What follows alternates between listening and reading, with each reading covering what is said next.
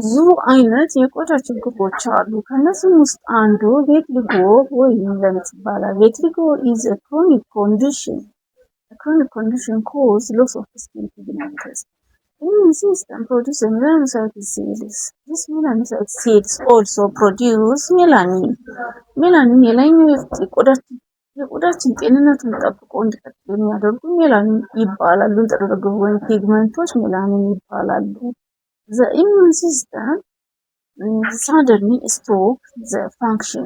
immune system አገልግሎት ወይም የሚሰራውን ስራ suddenly stop ሲያደርግ ሜላኖሳይትስ አይመረትም። ሜላኖሳይትስ ካልተመረቱ ደግሞ ሜላኒን አይመረትም። ስለዚህ በዚህ ምክንያት ቪቲሊጎ ወይም ለምጽ የተባለው ይከሰታል። በዚህ ምክንያት ቆዳችን ላይ ነጣ ያለ ነገር ወይም ግሬ ኦር ነጣ ወይ ፓች ይከሰታል። አንዳንዴ በፍጥነት በጣም ይስፋፋል፣ አንዳንዴ ስለሆነ ኢሚዩን ሲስተም ፓርሻሊ ስቶፕ ሊያደርግ ይችላል። አለያ ደግሞ ፓርሻሊ ኦር ቶታሊ ስቶፕ ሊያደርግ ይችላል። ፋንክሽን በብዛት ፕሮዲውስ ሜላኖሳይት ሴልስ ሊያመጣው የሚችለው ፋክተሩ የመጀመሪያው አይታወቅም ነው።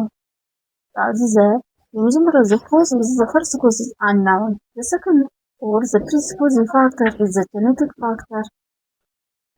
factor, chemical exposure, and what? And environmental factor that is the sunburn and the stress ናቸው። እነዚህ ናቸው ሊያመጡት ይችላሉ ተብሎ የተገመተው። ስለዚህ መድኃኒቱን አሁን ሳይንስ የተለያዩ መድኃኒቶች ተደርሶባታል። የመጀመሪያው ስቴሮይድ ነው፣ ቅቡ ክሬሞች ናቸው። ለፈርስ የሚቀቡ ክሬሞች ናቸው የመጀመሪያው ያስቀመጠው። ከዛ ደግሞ ላይት ቴራፒ፣ ፎቶቴራፒ እየተባሉ የተለያዩ ቴክኖሎጂ ያመጣቸው መድኃኒቶች አሉ። ግን እኔ በስሰራኝ እንደ ጤና ባለሙያነት ስሰራ ወይም ኮሚኒቲ ፋርማሲስት ባለሙያ ነኝ። እኔ ስሰራ በቆዩባቸው ጊዜዎች ያጋጠመኝን ነገር ለእናንተ ላካፍላችሁ ነው። ስለዚህ እኔ ቅርብ ቤተሰብ የሆነ ጊዜ ታሞ ነበርና ሕክምናውን ያው ሁሉም የሚሄድበት ጥግ ድረስ ሄደናል።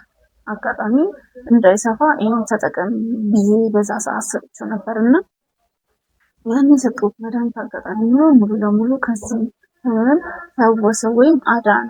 ስለዚህ ይህንን ለእናንተ ለማካፈል በዚህ ቻናል ልክ እንደኛ የተጨነቀ ይኖራል ብዬ መጥቻለሁና ይህ ችግር ያለባችሁ በዚህ ችግር የተቸገራችሁ ሰዎች በኮሜንት አስቀምጡልኝ፣ መልስላችኋለሁ። በሌላ ሰፋ ባለ መለሳለሁ። ለዛሬው ግን በዚህ ይብቃኝ።